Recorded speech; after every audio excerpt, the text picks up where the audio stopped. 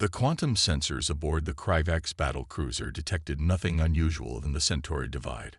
Commander Zextal stood on his command bridge, his scaled skin reflecting the red emergency lighting that bathed the massive warship. The civil war between the Kryvax Imperium and the Resistance had reached its 100th cycle, and this sector had become their latest battlefield. "Status report," Zextal demanded, his secondary eyes scanning multiple holographic displays simultaneously. "All clear, Commander," his sensor chief responded. "The Resistance fleet remains in defensive formation around Haven Colony. Our squadrons are in position for the final assault." Zextal allowed himself a moment of satisfaction. Haven Colony represented the last major Resistance stronghold in the sector. Once it fell, the Imperium would finally restore order to this region of space. 3,000 warships against their paltry defensive fleet of 400. The outcome was inevitable.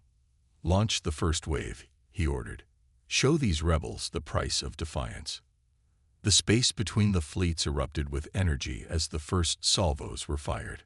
Plasma torpedoes and quantum lances crisscrossed the void, a deadly light show that illuminated the darkness. The resistant ships held their ground, their shields absorbing the initial barrage with surprising resilience. Then everything changed. A new signature appeared on the quantum grid, materializing from absolutely nothing. Not from hyperspace, not from any known form of FTL travel. It simply appeared. The vessel was unlike anything Zextal had ever seen, sleek, angular, and midnight black. It absorbed rather than reflected light, making it appear like a ship-shaped hole in space itself. "Impossible," the sensor chief whispered. "No cloaking technology can achieve complete quantum invisibility." Before Zextal could respond, his communication officer's voice cracked with urgency. "Commander, we're receiving a transmission. It's using our secure military frequencies." A human voice filled the bridge, calm and authoritative. "This is Captain Sarah Chen of the Earth Federation warship Artemis. You are engaging in unauthorized military actions in a protected sector. Stand down immediately." The bridge fell silent. Humans, the mysterious species that had appeared on the galactic stage barely 30 years ago, claiming only a handful of systems, but demonstrating technology that defied conventional understanding. Most thought the stories about them were exaggerated. "They dare," Zextal snarled. "One ship against 3,000. Target that vessel and—" His orders were cut short as every warning system on his ship suddenly screamed to life. Hundreds of quantum signatures were appearing throughout his fleet, small, fast-moving objects that his sensors couldn't properly track. Multiple impacts reported across the fleet. His tactical officer shouted, "Some kind of microscopic drone swarm.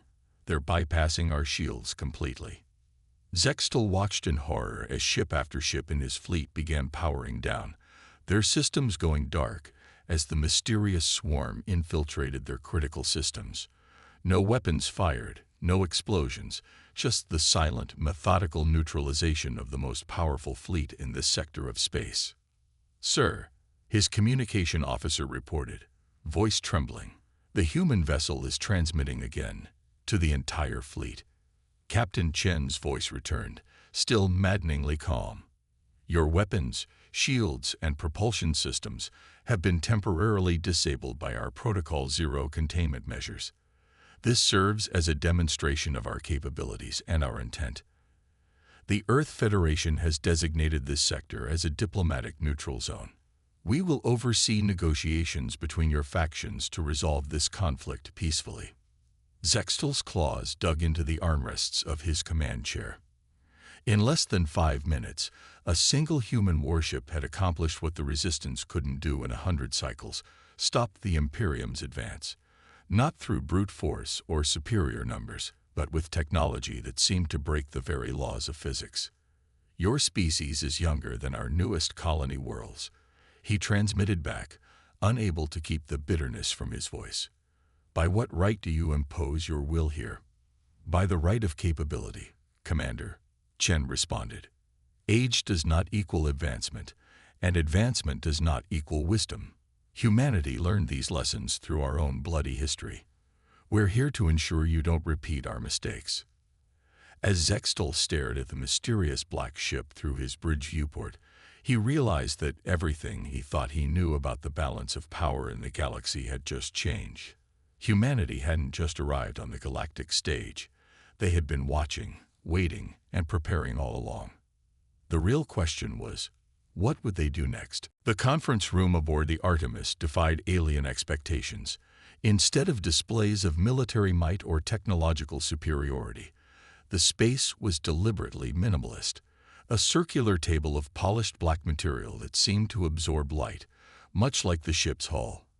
The only decoration was a slowly rotating hologram of Earth in the center, showing the planet as it appeared from space, a beautiful blue marble wrapped in swirling white clouds. Captain Chen sat between the two delegation leaders, Commander Zextal of the Imperium and Governor Lyra of the Resistance. The contrast between them was striking. Zextal's scaled form rigid with barely contained rage, his secondary eyes constantly darting between the human captain and the hidden compartments in the walls. Lyra's crystalline body structure pulsed with nervous energy, refracting light in patterns that revealed her species' emotional state to those who knew how to read it. "Let me be clear," Chen began, her voice carrying the same calm authority it had during the fleet intervention.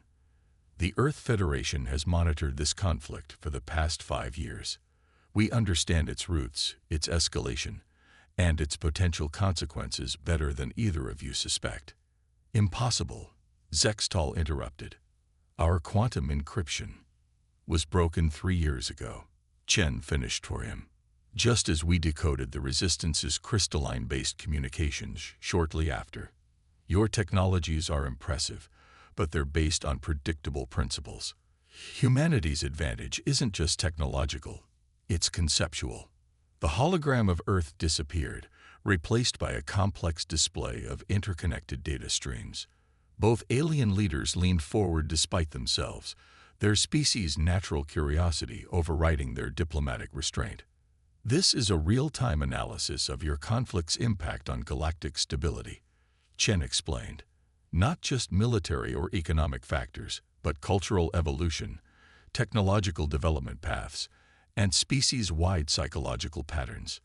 Your war isn't just destroying lives and resources, it's literally reshaping the developmental trajectory of both your civilizations." Lyra's crystalline form flickered with revelation patterns. "You've been studying us. Not just our technology, but our evolution." "Precisely." Chen gestured, and the display shifted to show parallel timelines. Humanity's own history is filled with civil wars and ideological conflicts. We've seen how they can either destroy civilizations or force them to evolve beyond their limitations. Your conflict has reached its critical point, the moment where it will either devastate both your species or catalyze a transformation. And you presume to control this transformation. Zextal's scales darkened with anger. "To play architects of our destiny." Chen's expression remained neutral, but her eyes carried the weight of centuries of human warfare and its lessons. "No, Commander. We're here to ensure you have the opportunity to choose your destiny.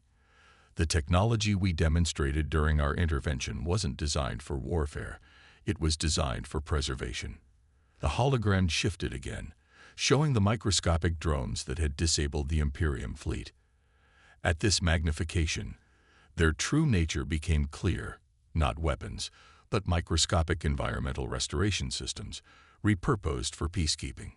Humanity's greatest advances came not from trying to destroy more efficiently, Chen continued, but from learning to preserve, protect, and transform. "The swarms that disabled your ships are the same technology we use to clean our oceans and repair atmospheric damage. We turned environmental restoration tools into a peacekeeping system." Lyra's crystalline structure emanated understanding patterns. "Your ship's quantum invisibility, derived from our work in dimensional physics to solve our energy crisis," Chen confirmed. "Every military capability we've demonstrated comes from solving existential challenges. We're not here to fight your war or choose your path. We're here to show you there are options you haven't imagined. The room fell silent as the implications sank in. Humanity hadn't just developed advanced technology. They'd fundamentally changed how they approached problem-solving. Their apparent military superiority was just a side effect of seeking solutions to greater challenges. "You speak of choices," Sextel said finally, his tone less hostile, but more wary. "Yet you forced our fleet to stand down. Imposed your will through superior technology. How is this different from the imperialism my people are accused of?" Chen smiled for the first time since the meeting began. "Because, Commander, we're about to share something with both of you that will change everything. Computer, initiate Protocol Prometheus." The room's lighting shifted, and a new hologram appeared, one that caused both alien leaders to physically recoil in shock. What they saw in that moment would reshape their understanding not just of humanity, but of their own species' potential. And in the depths of space, more human ships were appearing, each carrying the same message. Evolution wasn't just possible, it was inevitable. The only choice was whether to embrace it or be left behind in the cosmic dance of advancement. The hologram that Captain Chen revealed through Protocol Prometheus cast an eerie light across the conference room. It showed a massive structure, clearly artificial, buried beneath the surface of Haven Colony's main continent. Its architecture was unlike anything created by either the Imperium or the Resistance, organic yet geometric, suggesting an intelligence that operated on principles beyond current understanding. "Impossible," Lyra whispered, her crystalline form pulsing with patterns of shock and disbelief. "Our deep scan surveys would have detected." "No," Chen interrupted gently. "They wouldn't have.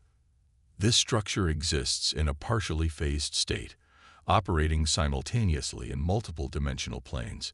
Your scanning technology only perceives three-dimensional space. We found it because we were looking for something specific, something we'd encountered before." Sextel's scales had taken on the pale coloration of profound disturbance. "What are you implying, human?" Chen's hands danced across the table's surface, and the hologram expanded to show similar structures on other worlds, some in Imperium space, others in Resistance territory. "Your civil war isn't an accident. You've been deliberately pushed toward conflict by an external force, one that's been manipulating both your species for centuries." The room's temperature seemed to drop as the implications sank in. The hologram shifted again, showing energy patterns emanating from each structure, subtle quantum frequencies that resonated with both Krivak's neural patterns and crystalline consciousness frameworks. "These facilities are psychic amplifiers," Chen explained. "They operate on a quantum level, enhancing aggressive tendencies and territorial impulses in both your species. The technology is elegant, nearly undetectable, unless you know exactly what to look for." "How?" Lyra demanded, her usual diplomatic composure cracking. "How did humans discover this when our civilizations have existed for millennia?" Chen's expression hardened slightly. "Because we were almost victims of the same manipulation. 50 years ago, we discovered a similar structure on Mars. It activated during our first colonial expansion, nearly triggering a war between Earth and our Martian colonies. But something unexpected happened. The hologram showed new data, human brain patterns responding to the ancient technology's influence. But unlike the alien responses, the human patterns showed adaptation, resistance, and finally, complete immunity. Human consciousness proved incompatible with the manipulation," Chen continued. "Our neural plasticity and psychological adaptability allowed us to recognize and resist the influence. Once we understood what was happening, we developed technology to detect and counteract these devices. That's when we found them scattered throughout this sector of space." Sextel's secondary eyes narrowed. "You speak of an external force. Who built these devices? What is their purpose?" "We call them the architects," Chen replied. "We've never encountered them directly, but their technology tells a story. They seed young civilizations with these devices, wait for them to develop sufficient technology, then trigger conflicts that usually result in mutual destruction. The survivors are typically easier to harvest. The word harvest hung in the air like a death sentence. Both alien leaders showed signs of physical distress as centuries of history suddenly took on new, darker meaning. Your quantum swarms, Lyra realized. They weren't just disabling our ships. They were disrupting the amplifier's influence. Chen nodded. The same technology we use for environmental restoration can identify and neutralize quantum-level psychic manipulation. We've been systematically shutting down these devices across human space. Now we're offering to do the same for your territories. And what do you want in return? Zextal asked, his tone caught between suspicion and desperate hope. Partnership. Chen answered simply. The architects are still out there.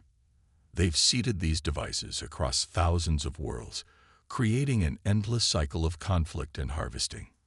Humanity can resist their influence, but we can't fight them alone. We need allies who understand the threat, species that have experienced their manipulation firsthand and have the technological capability to help us counter it. The hologram shifted one final time, showing a galaxy-wide map of suspected architect activity. The scale of the manipulation was staggering, but so was the potential for resistance. This is the real reason for Earth Federation's rapid expansion, Chen revealed. We're not building an empire. We're creating a network of allies capable of standing against the true threat. The choice now isn't between Imperium control or resistance independence. It's between continuing a manufactured conflict or joining humanity in confronting those who orchestrated it. As if to emphasize her point, new readings began streaming across the holographic display. More human ships were arriving in nearby sectors, each carrying technology to detect and neutralize architect devices. The Earth Federation wasn't just offering peace, they were providing proof and immediate action. In the silence that followed, both alien leaders realized that their centuries-old conflict had been merely a prelude to something far larger.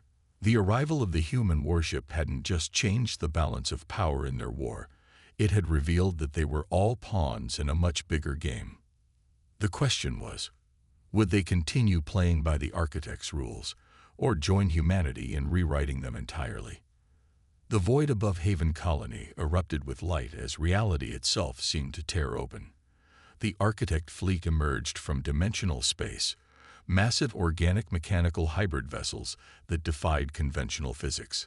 Their ships resembled crystalline spires twisted into impossible geometries, each one larger than the combined fleets of the Imperium and Resistance.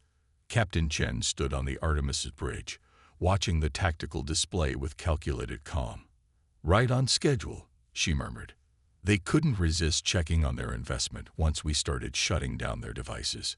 The architect ships moved with unnatural grace, their crystalline structures refracting starlight in ways that made them appear simultaneously there and not there. A transmission cut through all frequencies, its message translated by the advanced AI systems of the human fleet. Primitive intiities. You interfere with patiurans beyond your cone who are and Su beganite to cataloging and harvesting. The voice carried otherworldly harmonics that made both Kryvax and crystalline crew members flinch. But the humans remained unaffected, their neural patterns resistant to the architect's influence. "This is Captain Sarah Chen of the Earth Federation," she responded, her voice steady. "We understand your patterns perfectly. We simply choose to break them. Commander Zextal, Governor Lyra, are your forces in position?" Both alien leaders confirmed from their respective flagships. The combined fleet of former enemies now formed a defensive sphere around Haven Colony, their ships integrated with human quantum technology that shielded them from psychic manipulation. "Remember," Chen broadcasted to all ships, "everything we've shown you so far has been defensive technology repurposed for military use. Now you'll see what happens when humanity actually designs weapons."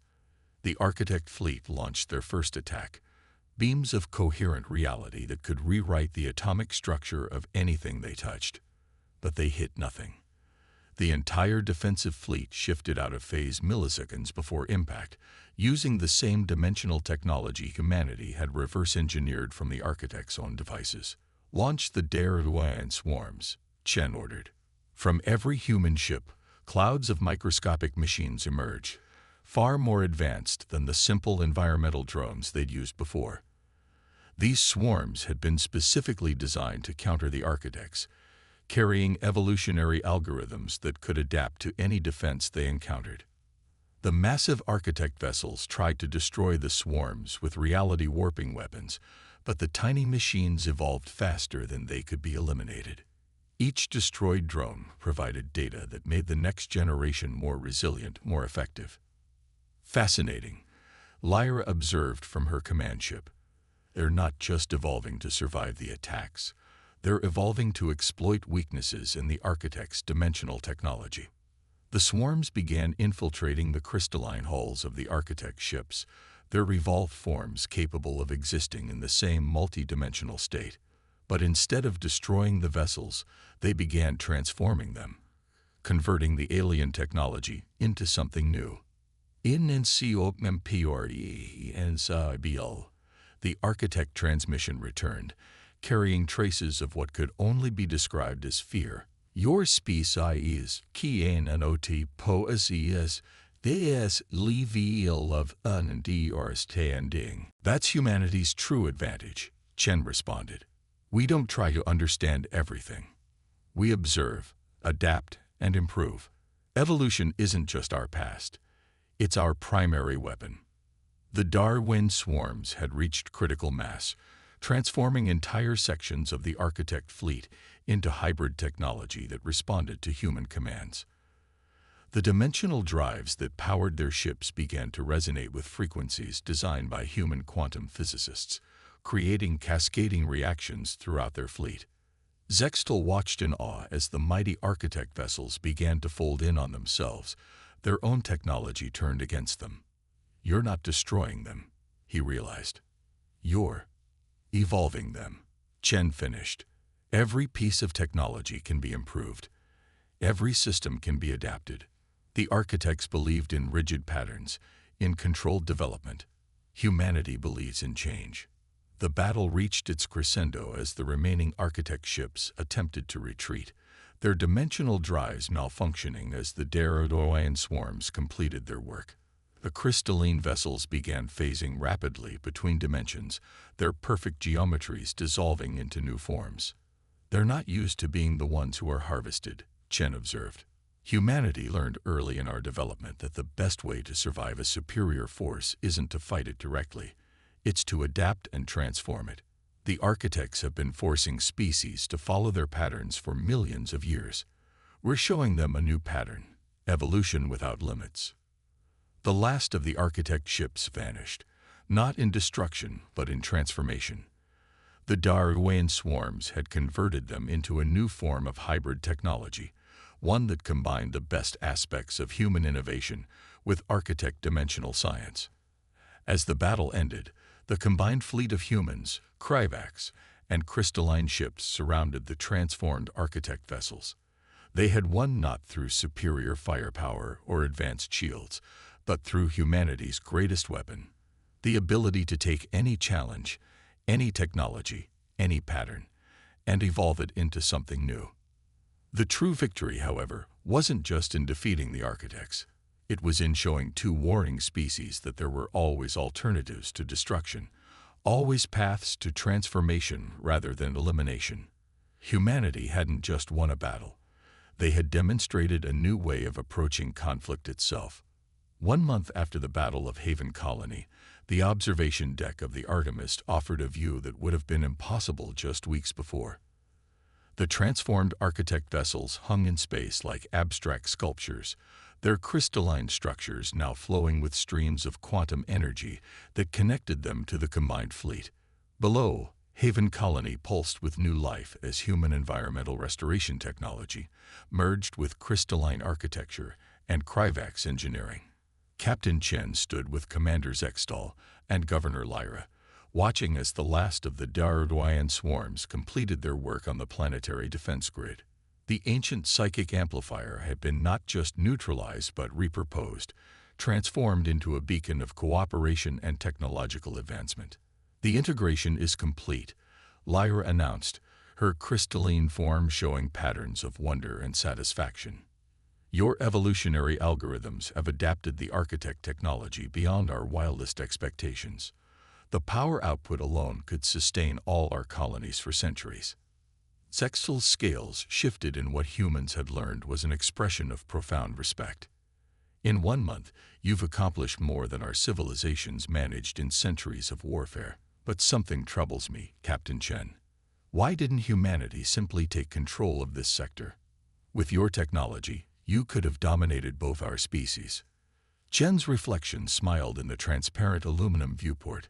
Because domination is stagnation. The architects tried to control evolution, to harvest species they deemed worthy. Humanity learned a different lesson from our own history. True strength comes from diversity, from the combination of different perspectives and approaches. The holographic displays around them showed real-time data from across the sector. Former Imperium and Resistance worlds were already beginning to integrate the hybrid technology, creating new forms of civilization that were neither purely organic nor purely mechanical. Look there. Chen pointed to a particular data stream. Your scientists are already improving on our DRWI and swarm designs. The crystalline consciousness framework offers possibilities we never imagined, while Kryvak's quantum mathematics has revealed entirely new evolutionary pathways. We're all becoming something greater than we were alone. And what of the other architect fleets? Lyra asked, her form rippling with concern. Surely they will come when they discover what happened here. Let them come, Chen responded with quiet confidence. Every encounter teaches us more, helps us evolve better countermeasures. But more importantly, she gestured to the transformed architect ships. We're not just preparing defenses, we're creating a new form of civilization, one that can adapt faster than any threat can develop. The holographic displays shifted to show the wider galaxy, highlighting thousands of worlds where architect devices had been detected. But now, instead of appearing as threats, they represented opportunities, each one a chance to free another species from manipulation, to add their unique perspectives to the growing alliance. The architects believed in harvesting the worthy, Chen continued. Humanity believes in unleashing potential. Every species has something unique to offer, perspectives and abilities we couldn't imagine. By working together, by combining our strengths and overcoming our differences, we become something greater than any one civilization could achieve alone. A new alert caught their attention. Long-range sensors detecting more dimensional disturbances in distant sectors. The other architect fleets were indeed mobilizing, but their response brought not fear but anticipation. They still think in terms of conquest and control, Zextal observed, watching the tactical displays. They cannot comprehend a force that grows stronger by releasing control rather than taking it. Exactly, Chen agreed. The architects spent millions of years creating patterns of conflict and harvesting. We're creating patterns of evolution and cooperation. Every species they try to manipulate becomes another ally, another source of innovation and advancement. The view through the observation deck shifted as the Artemis prepared to depart. More Earth Federation ships were arriving daily, each carrying technology and knowledge to share. But they weren't coming as conquerors or even peacekeepers. They were coming as catalysts, sparking change and growth wherever they went. Evolution's greatest strength, Chen said softly, watching her former enemies now working together seamlessly, is that it never stops. Every challenge becomes an opportunity, every conflict a chance to adapt and improve. The architects tried to control evolution. We've learned to embrace it. As the Artemis prepared to jump to its next destination, where more civilizations waited to be freed from ancient manipulation, Captain Chen reflected on humanity's role in the galaxy. They hadn't set out to become leaders or saviors. They had simply done what humans had always done best: observed, adapted, and found ways to transform obstacles into opportunities. The real revolution wasn't in their technology or their weapons. It was in showing the galaxy that true power didn't come from controlling evolution, but from unleashing it. Every species they freed, every civilization they helped transform, became part of something greater, an ever-evolving alliance that grew stronger through diversity rather than dominance. The age of harvesting was over. The age of evolution had begun.